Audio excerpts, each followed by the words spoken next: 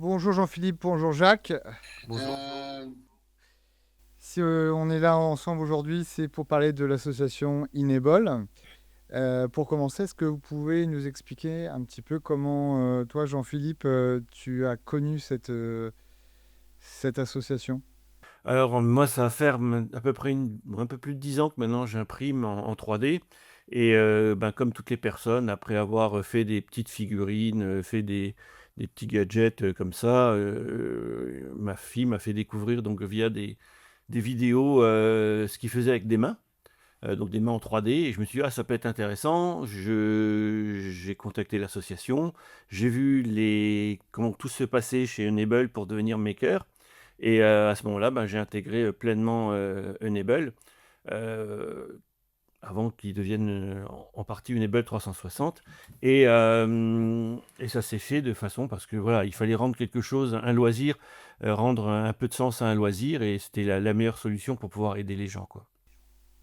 Un total, un parcours assez atypique au sein de l'association parce que tu as eu l'occasion de travailler pour Inable, mais en Bolivie Voilà, oui, et en Amérique du Sud. c'était les petits effets plus, pour la Bolivie, pour le Venezuela. Où là, j'ai avec des amis qui étaient, à la fois en France et à la fois au Venezuela et en Bolivie, on a fait donc des partenariats et on a envoyé donc des mains à la fois en Bolivie et à la fois au Venezuela, toujours basés sur la méthode Nebel, pour des enfants donc qui étaient là-bas et mes amis boliviens ont créé un Enable Bolivie. Enable Venezuela malheureusement ne peut pas se mettre en place pour X raisons politiques et surtout économiques. Donc là, c'est de l'aide au cas par cas.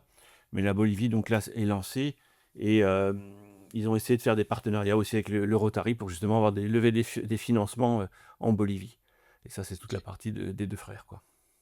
Est-ce que la demande d'appareillage en France et en Bolivie ou au Venezuela, est-ce que ce sont les mêmes demandes qui sont faites? Pas du tout, pas du tout. Il faut se rendre compte que, par chance, nous sommes encore dans un environnement, on va dire protégé. L'accès, aux soins ici est très facile. Par contre, dès qu'on commence à aller, tout ce qui est Bolivie, c'est, des avec toutes les pollutions qui peuvent exister au niveau des fœtus, il y a beaucoup, beaucoup d'enfants qui ont des problèmes, d'anésie et autres, malformations. Venezuela, idem. Donc, il y a une très forte demande et on se rend compte aussi que ça sert beaucoup, dans ces pays plus qu'en France. Les exemples qu'on a eus en France, heu, alors je sais pas si c'est par chance ou malheureusement, mais les enfants, on leur a donné la main et à passer un certain cap, ils étaient habitués à ne pas avoir une partie de la main ou la main, donc ils s'en servaient moins.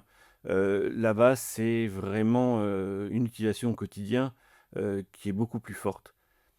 Pourquoi? J'arrive pas à savoir. Maintenant, on a aussi des problèmes, hein. Il faut voir quand même que, nos mains ont aussi des limites, hein, que ce soit sur l'altiplano, ben, c'est le sel et puis, la température qui fait que le PLA résiste moins bien et quand on est vraiment, heu, dans le climat équatorial, ben, nos mains en PLA, le PLA résiste pas bien. Donc il faut à chaque fois inventer, bah, prendre d'autres produits pour répondre aux besoins qui sont spécifiques dans la région, chose qu'ici, nous ne connaissons pas.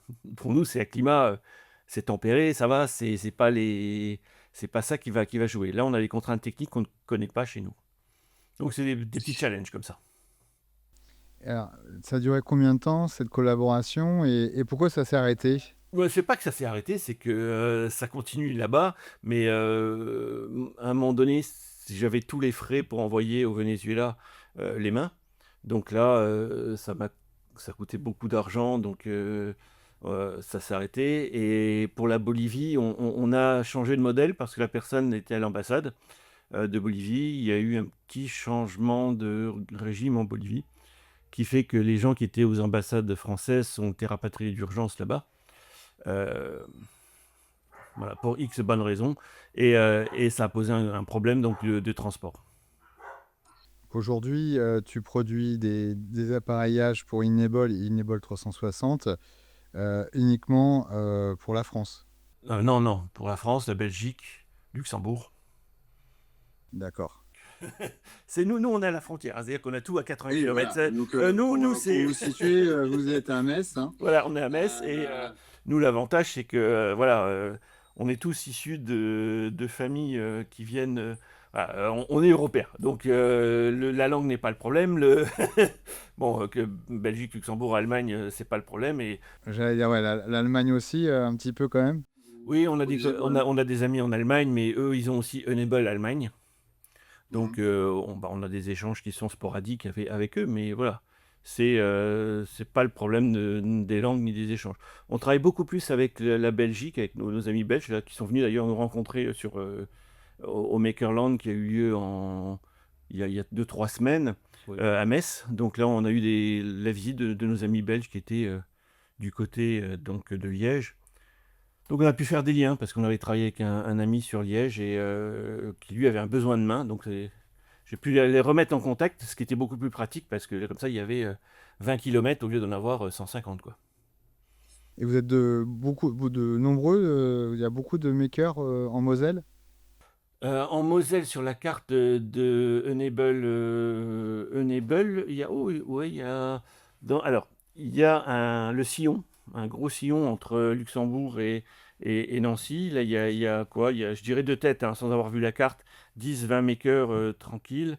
Après, c'est un peu plus réparti. Il y a du côté aussi Alsace, Saint-Avold, donc côté est. Côté ouest, il y a un peu moins, mais bon, c'est aussi voilà, la densité qui joue et voilà, il y a un tout petit peu moins. Mais là, vraiment la grande partie, c'est ce sillon-là. C'est un sillon d'environ, on va dire, 200 km, quoi. Alors si je suis là à vous poser des questions, c'est que Thierry m'a dit un grand bien de tes activités pendant les salons. Est-ce que tu peux nous expliquer un petit peu qu'est-ce qui se passe dans les salons et quels sont les gens qui viennent vous voir? Et qu'est-ce que tu proposes voilà, d'assez atypique ou exceptionnel? Alors, dans les salons, c'est vrai que ça fait plusieurs fois qu'on fait Makerland. Donc, c'est un salon qui a lieu tous les ans sur Metz, mais qui a lieu aussi à Reims, à Strasbourg. Donc là, l'association est présente. Et ce qu'on présente, c'était au début, on présentait nos mains. Donc là-dessus, on a eu quelques retours, mais c'était pas. C'était juste des. Donc on a une machine qui tourne tout le temps pour montrer ce qu'on peut faire. Donc on fabrique des logos, on fabrique des choses comme ça. Et on avait peu de retours. C'est-à-dire que les gens étaient intéressés. Donc les enfants, Robocop et compagnie. Donc ça c'était bien, Iron Man. Mais on présentait vraiment l'association, c'était. On diffuse. Maintenant, avec Enable 360, l'avantage, c'est qu'on montre tout de suite des choses du quotidien. Un porte-canne, des lectures, des règles de lecture pour les personnes voilà, qui ont du mal à lire, Et dyslexie. la dyslexie. On présente des choses là et c'est du concret. Jacques imprime et on a eu la visite donc d'un monsieur qui est venu, qui a testé la règle de lecture parce qu'il est dyslexique. Bah, il est parti avec sa règle de lecture et dit vraiment c'est ça qu'il me fallait.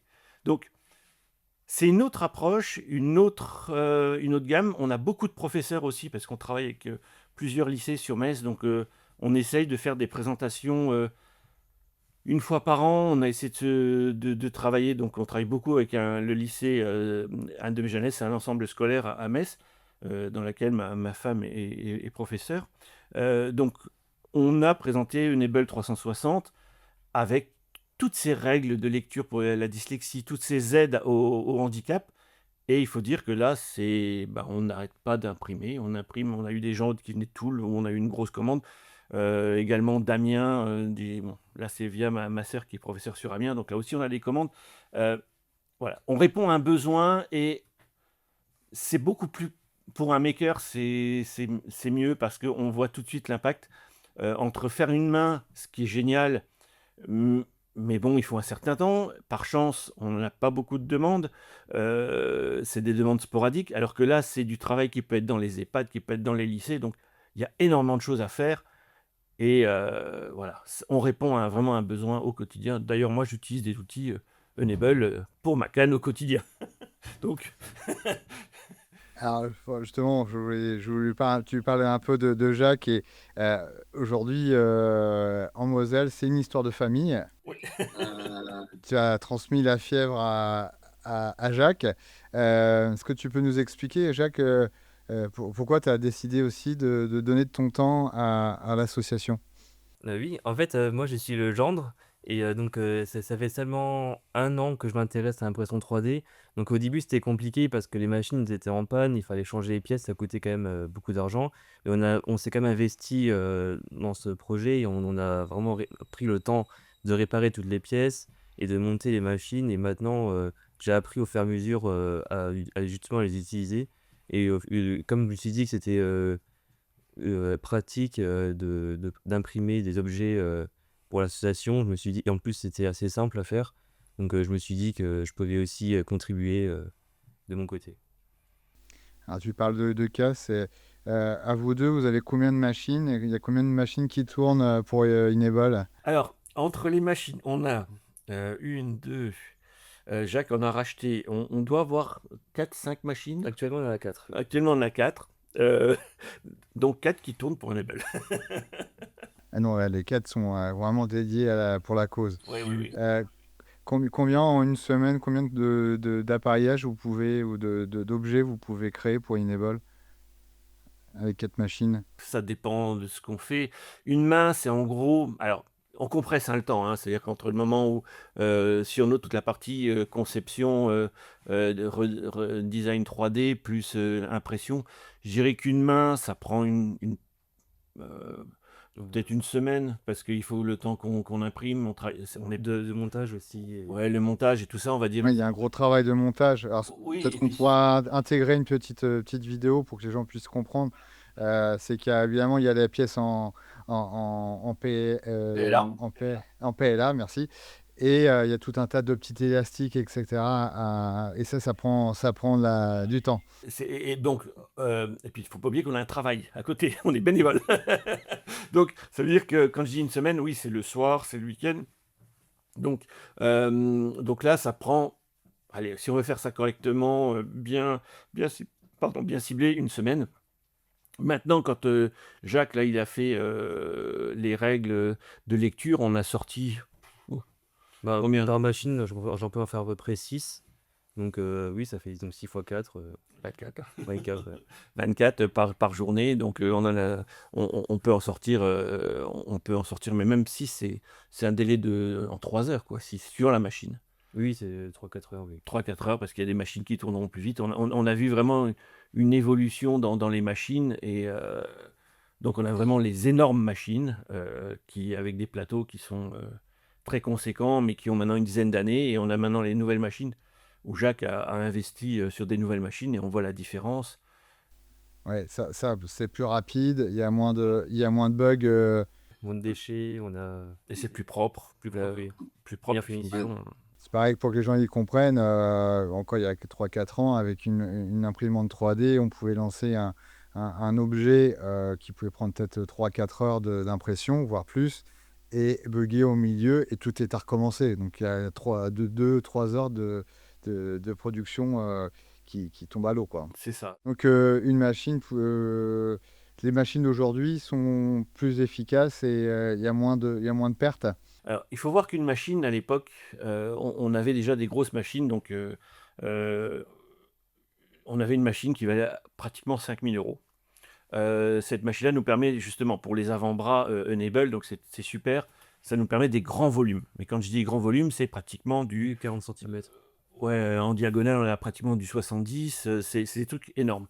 5000 euros. Maintenant, une machine telle qu'on a, les nouvelles bambous, on arrive à des plateaux qui sont de 35 ou combien en diagonale? Ouais, 35. 35 en diagonale, et la machine est aux alentours de 900.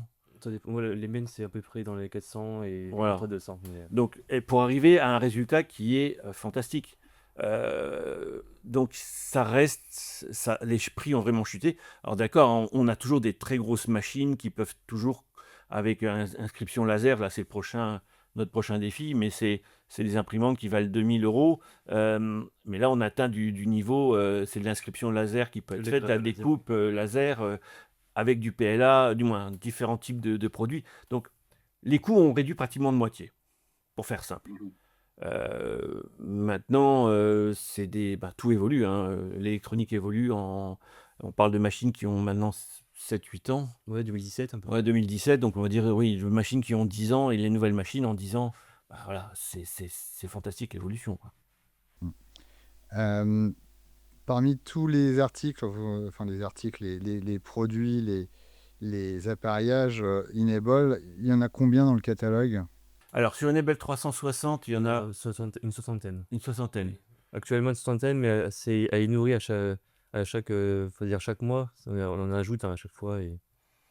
Donc là, c'est vraiment sur le catalogue Enable 360, parce qu'il y a Enable, point avec les mains. Donc ça, c'est le circuit pour les mains, mais Enable 360 qui est adapté au handicap au quotidien. Donc là, on a, oui, une soixantaine d'appareils, pardon, qui vont aussi bien pour tenir des cartes que pour j'ai vu des piluliers, pour tenir des cannes et tout ça. Donc il y a une soixantaine. Et si besoin, bah, la personne vient, elle nous demande, et puis on peut réfléchir pour avoir des nouveaux outils à travers le réseau Enable Monde, quoi. Oui, donc tu dis des nouveaux outils, s'il y a des demandes de produits qui n'existent pas, C'est ça. il y a une sorte de cellule qui se concerte et puis qui essaie de créer des prototypes et des produits qui ne sont pas actuellement dans le catalogue. On n'a pas eu le cas, mais connaissant le réseau Enable, qui est quand même un gros réseau mondial, ça serait étonnant que quelqu'un n'ait pas réfléchi au produit. Ou qu'il y a peut-être la solution. Et je sais que par exemple Jacques a trouvé sur Internet différents produits qui n'étaient pas dans le catalogue Enable 360. Donc là, c'est du travail de recherche que nous, on peut faire aussi. Et voir après comment on peut alimenter par les produits qu'on a testés, qu'on puisse réalimenter Enable 360, parce qu'à chaque fois, ce sont des produits qui sont libres de droit. Donc, c'est pas des choses que quelqu'un met en vente avec son design. Là, ce sont des choses où C'est de l'open source. c'est de l'open source. C'est de l'open source, ouais. C'est du partage. Donc ça aussi un travail qu'il va falloir qu'on réfléchisse avec tout Enable. Quand les makers ont ce type de solution, bah, remonter le fichier, mais toi, c'est tout un travail d'organisation. Et voilà, c'est la discussion qui existe. Et ça se passe très très bien avec Thierry, donc c'est un canal qui fonctionne bien. Avec Jacques, quel est votre best-seller en IA? Ah bah là, c'est les règles de lecture Ouais, pour les profs. Ouais, C'est lecture pour les professeurs, oui. On a beaucoup de demandes, environ une vingtaine par école. Mais donc là, ça m'arrange parce que c'est vraiment simple à imprimer, donc c'est rapide. Et quand tu dis une vingtaine par école, vous travaillez pour combien d'écoles? Bah, actuellement, on est là sur 3... alors il y avait 4 non, 4 écoles. 4 écoles, non 5 maintenant. 5 écoles. Cinq. Parce qu'il y a Et puis, les demandes qui arrivent aussi. D'ici la diffusion de la vidéo, il y en aura peut-être d'autres plus. Non, il y a les EHPAD aussi. Il y a les EHPAD maintenant. Parce que l'école avec laquelle on travaille beaucoup, donc le lycée de Méjanès, forme les élèves infirmiers et aides-soignants qui vont dans les EHPAD. Donc, ils travaillent sur le projet Enable de leur côté. Donc, nous, on y va une journée pour présenter Enable, pour présenter toutes les choses. Et donc, par répercussion, c'est des gens qui vont aussi dans les EHPAD. Et donc, ils se rendent compte que, ah bah oui, mais on a ces outils-là qui peuvent répondre. Les kinés avec qui je travaille, quand je leur dis, je viens avec mon petit outil pour poser ma canne, ils me disent, ah, ça m'intéresse. Donc, c'est du bouche à oreille, hein, ça va C'est très ça, très vite. Ça se diffuse bien. C'est les grands succès, ça fonctionne comme ça, hein. Mais c'est des produits Et qui quel est le répondent. produit Pardon? C'est vraiment des produits qui répondent à la demande, quoi. Et quel est le produit ou l'article qu'on vous a demandé, pas le plus improbable, mais voilà, celui qui sort un peu du lot, quoi, ou qui vous a mis un peu dans la difficulté techniquement? Bah, aucun. Bah, Oui, on a donc ça, c'est un appareil d'assistance, on appelle ça le drag. Donc c'est comme une forme de souris où on met un stylo. C'est pour les personnes atteintes d'arthrite dans les doigts. Donc ça, c'était, on a eu un peu quelques complications pour visser, donc on a dû acheter des vis en plus. Donc à part ça, on n'a pas vraiment eu de problème en général. Souvent, ce sont des appareils assez simples de fabrication et de montage.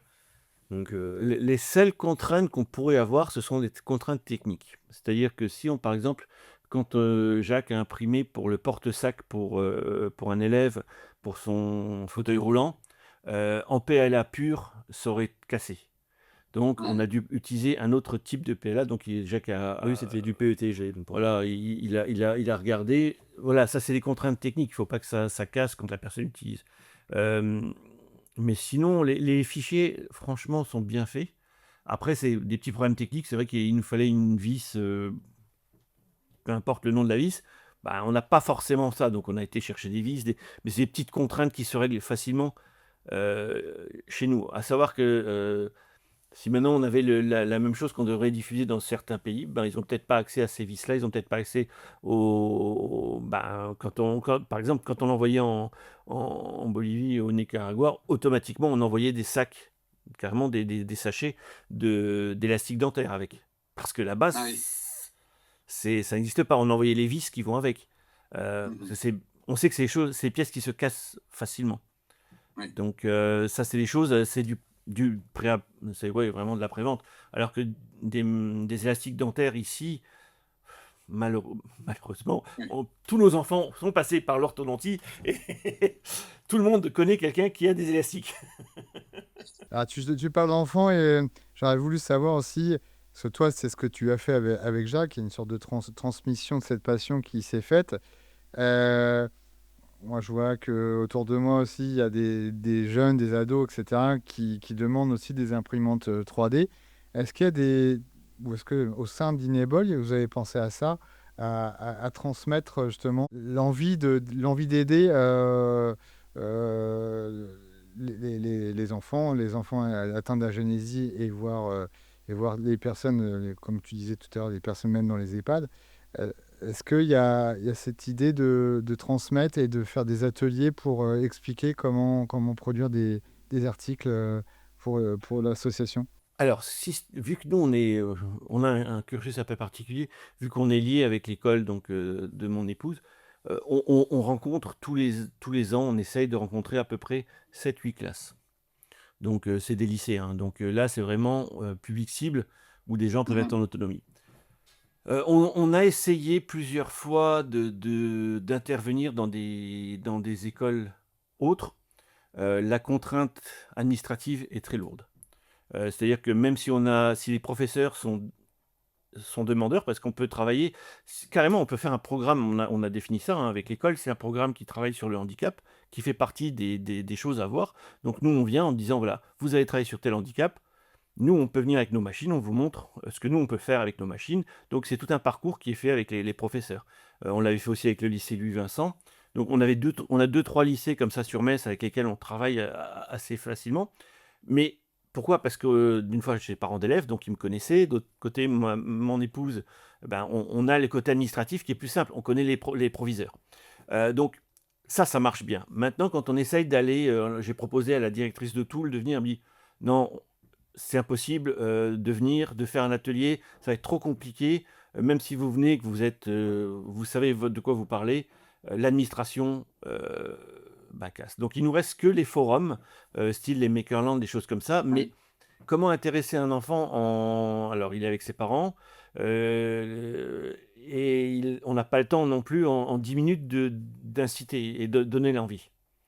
Mhm. Donc, même s'il fait tourner la machine, la personne dit: «Ah ben, ouais, j'ai ça» et à côté de nous, il y a le stand où ils vendent les figurines, Dragon Ball Z et ce que vous voulez. Donc, Ouais. c'est Difficile de rivaliser. ouais, mais c'est une autre approche et eux, ils verront le côté ludique d'avoir les figurines, alors que nous, c'est plus un côté, associatif avec le don. Mhm. On n'est pas du tout sur le même créneau, donc c'est un peu difficile. Maintenant, faire des journées, on n'a pas essayé la mairie, mais là aussi, faut s'organiser. Il faut, par exemple, on n'est que deux, hein, ça nous arrive aussi de ne pas pouvoir aller une fois à un salon parce que, ben voilà, quand on n'est que deux à le faire sur une petite ville, du moins, Oui, pendant 2 jours. c'est ça pendant 2 jours, donc c'est que des contraintes, c'est les week-ends, donc après on n'a plus le temps pour nous. Donc on pourrait faire plus, mais il faut être plus nombreux et de nouveau, il y a des moments où ben, le soufflet retombe, hein, on a envie et on se dit oui, j'aimerais bien. Et puis quand on fait un appel à bénévoles, aquaponer. Alors, peut-être pour terminer cet entretien, est-ce que vous auriez une petite anecdote voilà, sur votre expérience avec Inable? Alors, je sais que Je sais que Jean-Philippe, avec, avec la Bolivie, tu as des choses assez, assez atypiques à nous expliquer, mais peut-être que Jacques aussi a quelque chose à nous raconter sur son expérience. Ben Jacques, vas-y, et puis après je dirai. Alors moi, donc c'est assez récent que je suis dans l'association. Je suis donc maker validé depuis seulement août, mais donc on en a fait le salon en septembre. Donc c'est vrai que moi, j'ai pas vraiment d'anecdote pour l'instant. Si ce n'est le monsieur. Le C'est monsieur. le monsieur qui a récupéré la règle. Oui, à part le fait que j'imprimais en fait pendant le salon des objets donc à chaque heure. Et donc là, c'est là que le monsieur il a vu que j'avais imprimé une règle et donc il était intéressé. Et je lui ai dit qu'il pouvait la récupérer puisqu'il avait besoin et qu'il disait qu'il souffrait justement de dyslexie. Donc il était super content. C'était une personne âgée, mais on aurait dit que c'était comme un enfant, donc il était content, comme si c'était un cadeau. Donc ça fait plaisir, ces genres de partage et de moments. Et puis, est-ce que vous avez des retours de temps en temps des gens justement qui utilisent... Non, jamais? Pas de petites photos Si, un ben merci. là, nous, on a eu plus de retours du côté justement du Venezuela. On a eu, un enfant là récemment pour lequel on avait fait une assistance pour le vélo. On avait demandé aux parents juste de nous donner un écho, s'il s'en sert ou pas. Rien. Ah. On a envoyé des SMS, plus rien. Mm. C'est comme ça. ils sont trop occupés à utiliser le matériel, donc ils sont pas le temps. Voilà. Et toi, donc, du coup, Jean-Philippe? La meilleure anecdote, c'était justement pour les enfants de Venezuela. Donc, il y avait 5 mains qu'on avait fait avec les enfants. Donc, il y a les photos qu'on vous transmettra.